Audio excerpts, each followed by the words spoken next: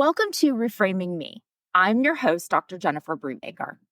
In this special 6-part series, Reframing the Conversation, we're exploring one of the most complex issues that families face today: communicating across political divides. In a world that's increasingly polarized, these divides can take a toll on our relationships. But with the right knowledge and strategies, we can reconnect. In this series, we'll explore the psychology of political polarization, we'll address how we have gotten to this point, and we'll find strategies for how we can have healthier conversations. Together, we'll reframe the way that we approach these challenging discussions and complicated relationships, focusing on empathy, active listening, and finding common ground.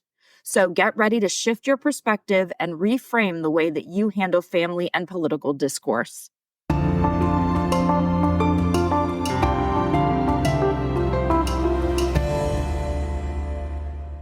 Hey guys, it's Jen. This is another episode of Reframing Me, and I'm your host, Dr. Jennifer Brubaker. This is the 6th and final episode of Reframing the Conversation, a special 6-part series of Reframing Me focused on repairing and protecting family relationships in a time of political dissension. We want to use effective and civil communication in our very polarized political climate. We spent the first 3 parts understanding our current situation, basically how we got to this point and why and what goes into establishing our political ideas. We talked about how much of a negative impact that conflicts on these ideas have had on families. And then in part 4, we finally got back to family communication. We spent that episode talking about how we can be a good communicator about our political opinions and with others about their political opinions, even if we don't agree. And in the 5th part, we talked about political extremism and how to approach communication with others if their views are quite a bit outside the normal range of disagreement. And we left off that episode with me telling you that I do not believe it too late is a thing. So that's what we're going to have our relationships about today. It's not too late. How to repair family relationships that have been damaged by political differences. Because we know that political polarization has become one of the most divisive forces in today's society. And it's not only causing societal tensions, no, it has damaged so many personal relationships. And I know that many families have found themselves deeply divided over political issues. And sometimes it even reaches the point of estrangement.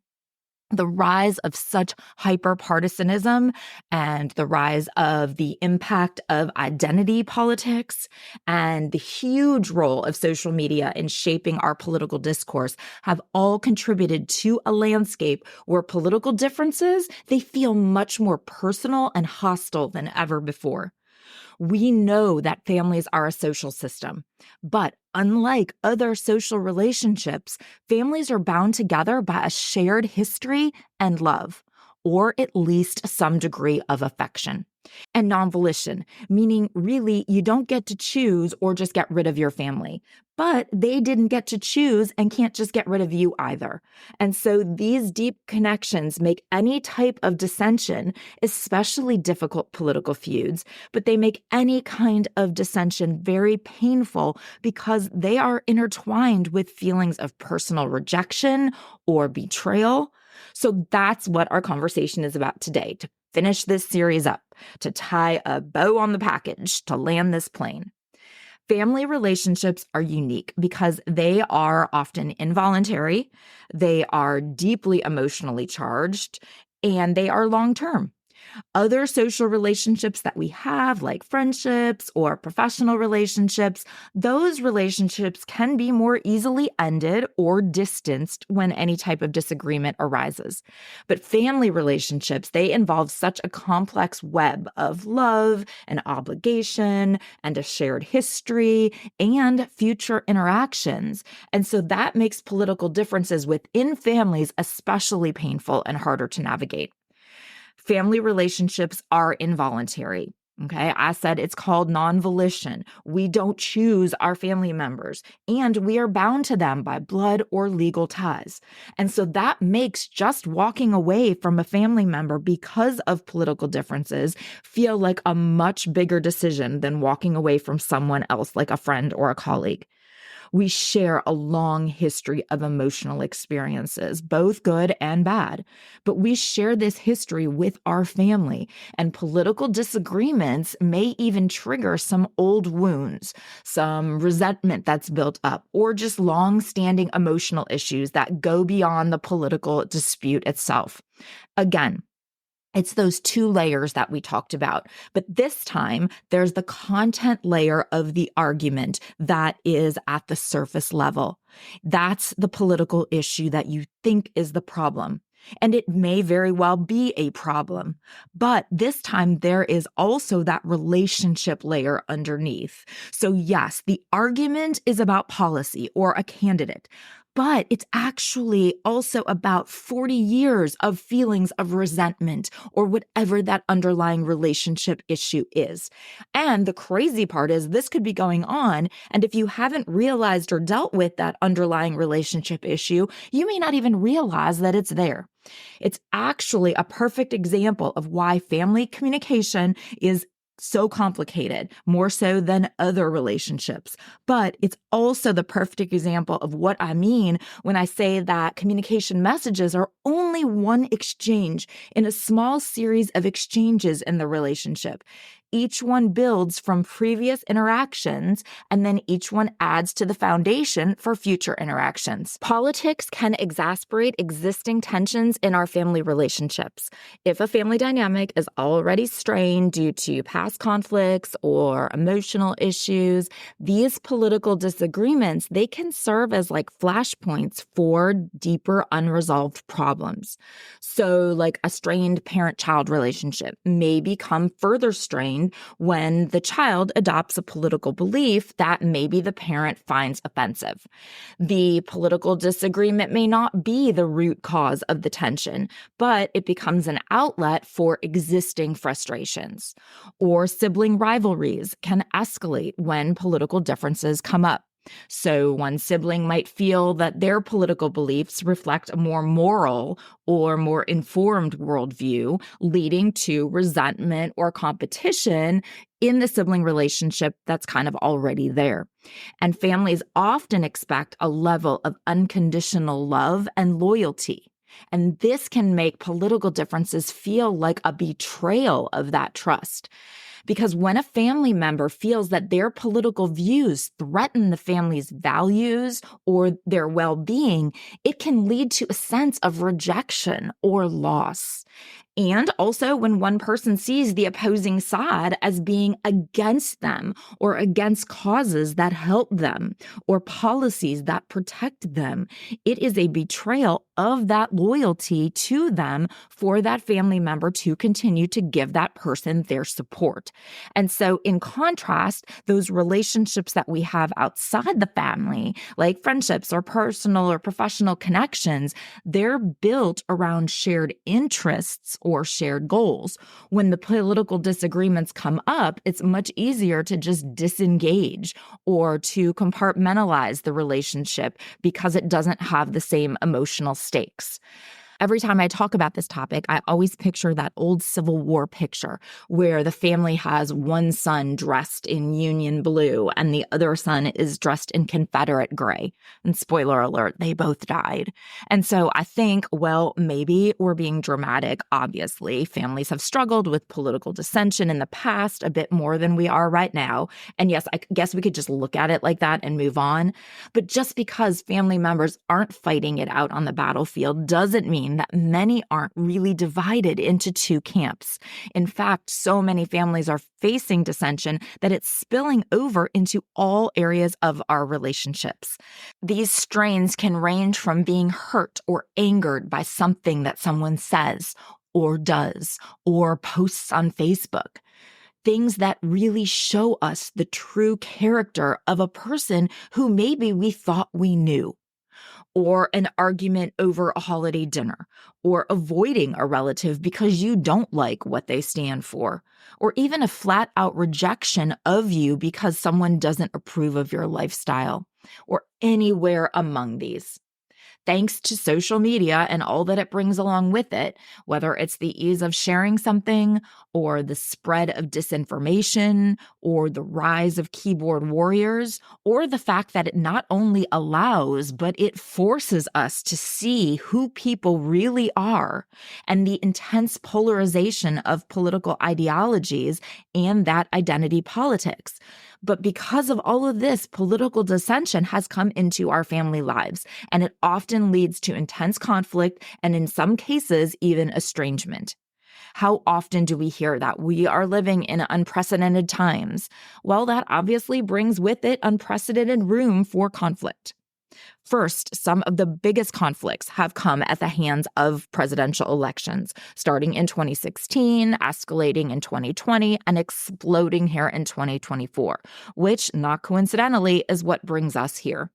In 2016, it was Trump-Hillary divisions, and in 2020, it was a Trump-Biden division. For many, the differences in a family member's political affiliation haven't just been disagreements over policy.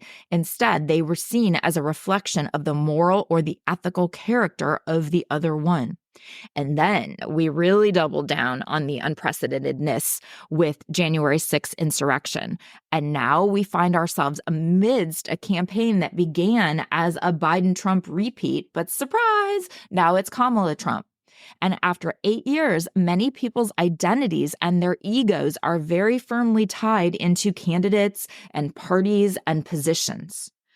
And second, adding to both the unprecedentedness and the dissension, we can't pretend that the COVID-19 pandemic didn't take its toll on our families.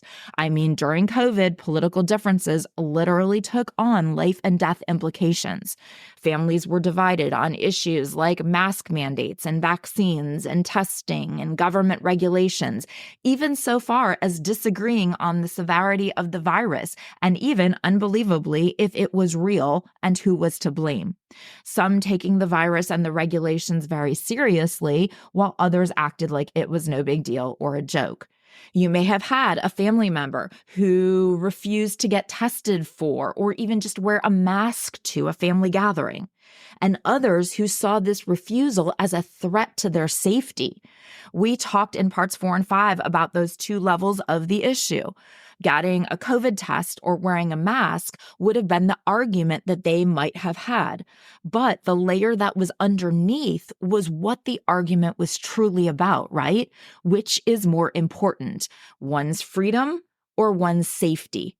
And these disagreements over public health measures naturally tied to larger political ideologies, and so they naturally tied to hurt feelings and fear and strained family dynamics.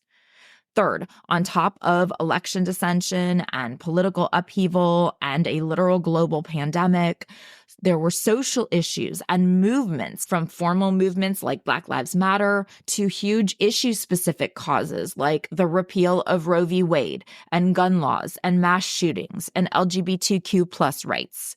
And then, of course, we need to sprinkle on Project 2025 and a slew of court cases and conspiracy theories everywhere you turn. And I know that I'm missing things, but to be honest, my brain can only process so much. This all makes it become very clear very quickly why I think that the Great American Trauma label is the most appropriate label for these years. It is traumatic to lose people that you care about. And during COVID, so many families suffered through the loss of loved ones.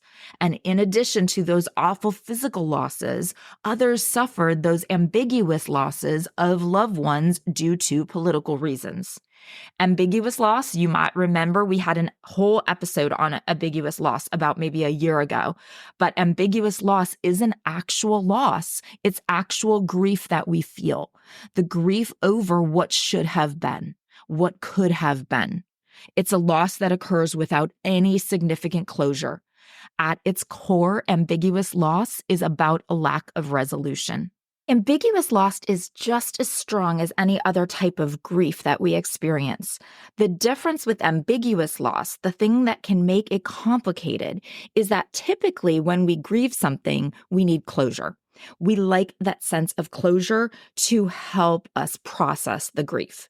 When someone's personality changes dramatically for whatever reason, and they become kind of unrecognizable to you, there's no closure. It can feel like an ongoing trauma because there's no answer, no resolution, no closure. And because you still physically have the person in your life, people often don't even realize that you're grieving, which makes it feel pretty isolating.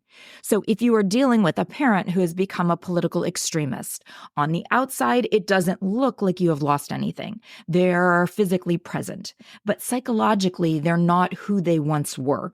And you may very well experience grief for the person they once were. Yes, you still have them, but no, it doesn't feel like them anymore. So what do we do? Well, before attempting to repair a familial relationship that has been damaged, you need to ask if the relationship is worth repairing. Because unfortunately, no, not all relationships can or should be salvaged, especially if they are harmful or toxic.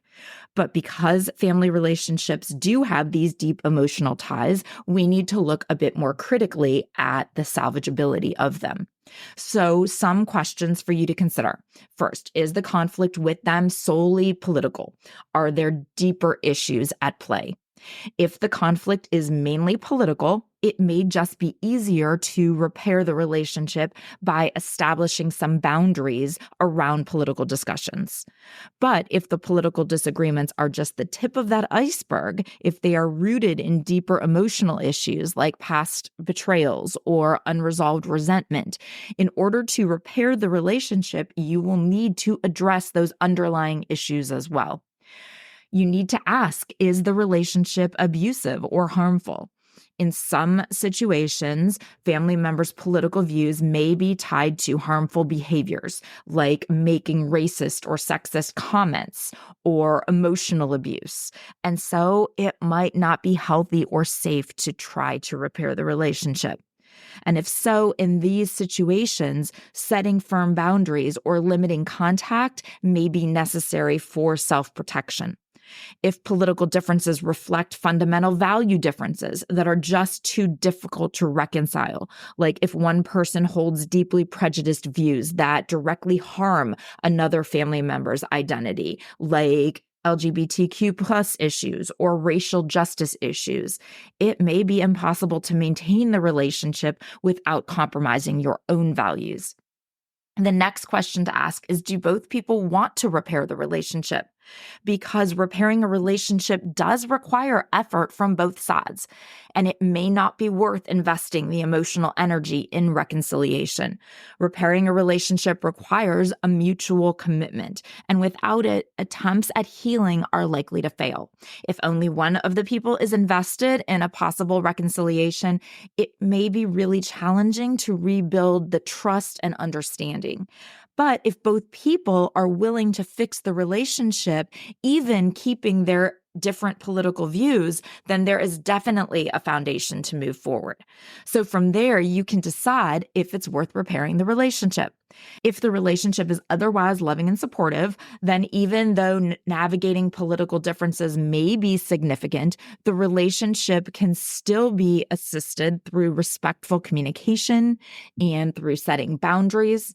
But if you have a strong emotional foundation, it definitely makes it worth working through the political disagreement. Many families are committed to maintaining unity even in the face of strong political differences. And so if both parties value the family connection and want to preserve their relationship, they can find ways to respect each other's differences without letting them define the relationship. And for the long-term importance of close relationships, like between parents and children or between siblings, those relationships, we said, are typically long-lasting. And so both parties may regret cutting ties over political arguments. The same skills of effective communication that we've talked about before are key to repairing familial relationships that have been damaged by political differences. The big two, obviously, are active listening and empathy. I am seeing a pattern here. It's amazing how important those skills are, yet how rarely they are taught to us or even discussed, right? So active listening means being fully focused on the other person without interrupting or without trying to formulate a response while they are speaking.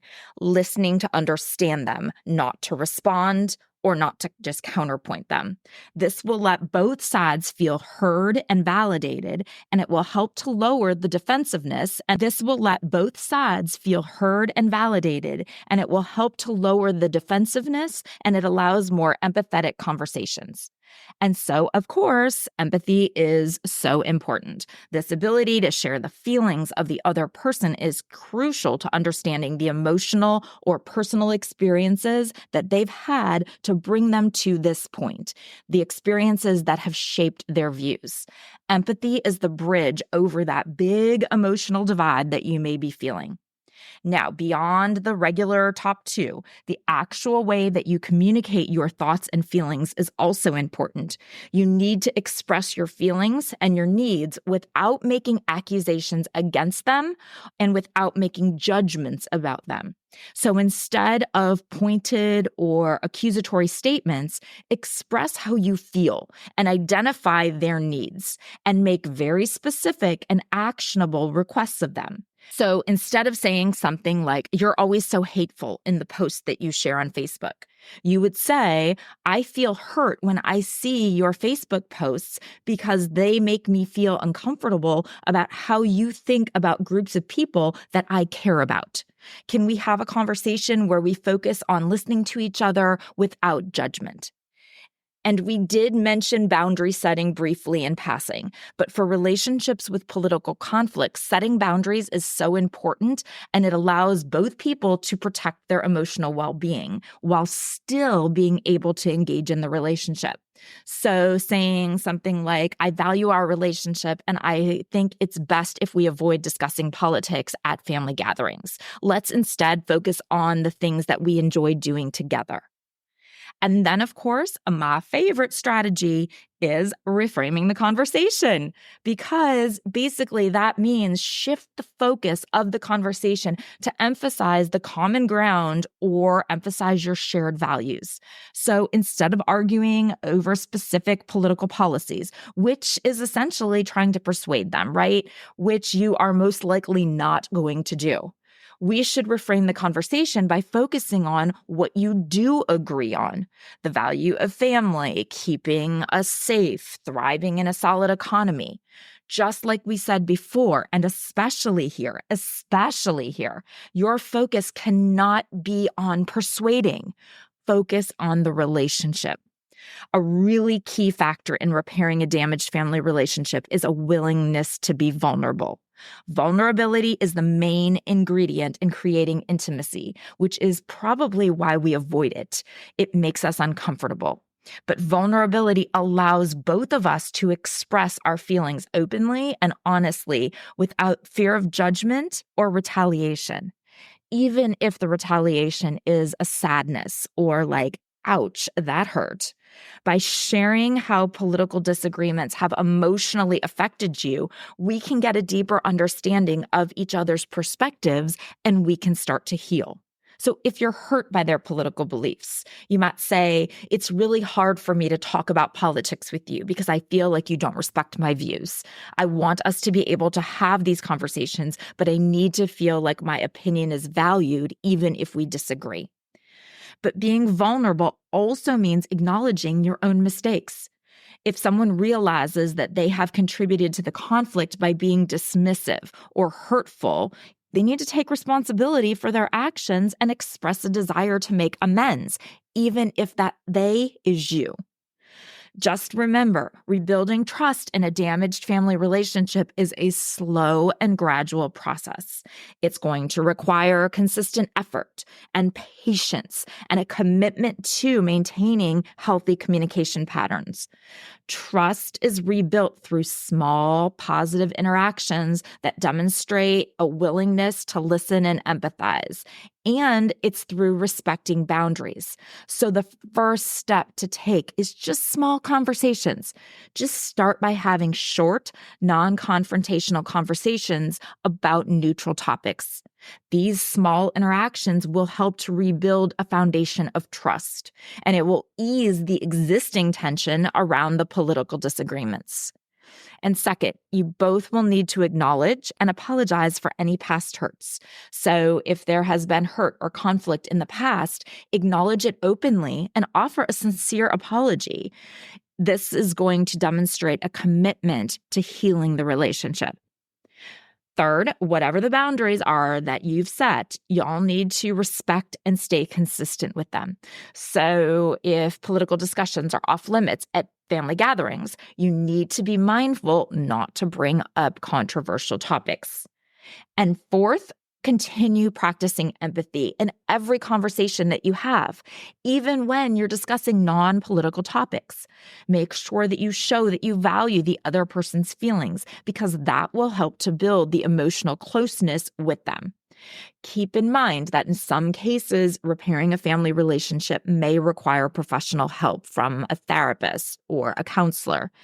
Even though communication is on every single list that I make because it is such an important factor in our relationships, it's not an automatic solution. Like if the political disagreement is rooted in some deeper emotional or psychological issues, or maybe if there has been significant damage over time to that relationship, then communication may only be a piece of the solution. It will also need outside assistance too. So like if your family's political disagreements have led to long-term estrangement, and so both parties are just too hurt to be able to communicate, a therapist can help to facilitate respectful dialogue between you. They can guide the process in setting healthy boundaries, and they can give you more tools for rebuilding trust. So that's that, y'all. We made it. 6 parts, and I hope that you've learned a lot. And maybe even you've had a chance to see why I am so incredibly passionate about this stuff. Those of y'all who know me by now know that I am part scholarly research and Professor Dr. Brubaker, and I am part crystal-loving, manifesting, Zen, woo-woo Jen. I like to think that this gives me a good balance. So if I can leave you with just one piece of advice or knowledge or my thoughts from each of those different sides, the Dr. Brubaker side would tell you about punctuation. It may be my favorite, or at least a top 2, but my favorite family comm concept. Punctuation refers to how we see things from our perspective. We punctuate all of our interactions from our perspective. We said this because they said that. We did this because they did that. Our action is always a reaction to the other person. We're punctuating it. But in reality, relationships, and especially family relationships, are made up of a long-term series of interactions. Each one builds on the previous interaction, but that one also built on the previous interaction and the previous one before that, and so on and so on. But punctuating the interaction neglects the rest of the history, the rest of the actions and the messages in the shared history. If we can look at our relationships that way and realize that level of punctuation and instead put it into a greater context, we can be more thoughtful in our discourse. And from the woo-woo Jen perspective, it's got to be my favorite. Practice the pause. Pause before responding. Pause before reacting. Pause before assuming. Just practice the pause. Thank you so much for joining me today. And always, I am so appreciative that you have been on this journey with me. If you haven't already listened to any of the series prior, please go back and do so. If you're OG Reframing Me, thank you for giving me this outlet to expand our conversations to what's going on in the world today. We're going back to our regular topics from here. If you're new because of the series, we would love to have you stick around. If you could use a bit of Zen in your life, maybe try out a Jenna Zen or two. Or maybe you or someone else you know would enjoy our conversations on raising teens. Find me on socials at Reframing the Conversation and Reframing Me, and send others to check out the website, reframingtheconversation.com. And I'd love for you to reach out to me. It's jen@reframing-me.com. And if you have your own story to share, I would love to hear it. In fact, I'm collecting stories through a link on the website and on our socials. And until next time, be well and communicate.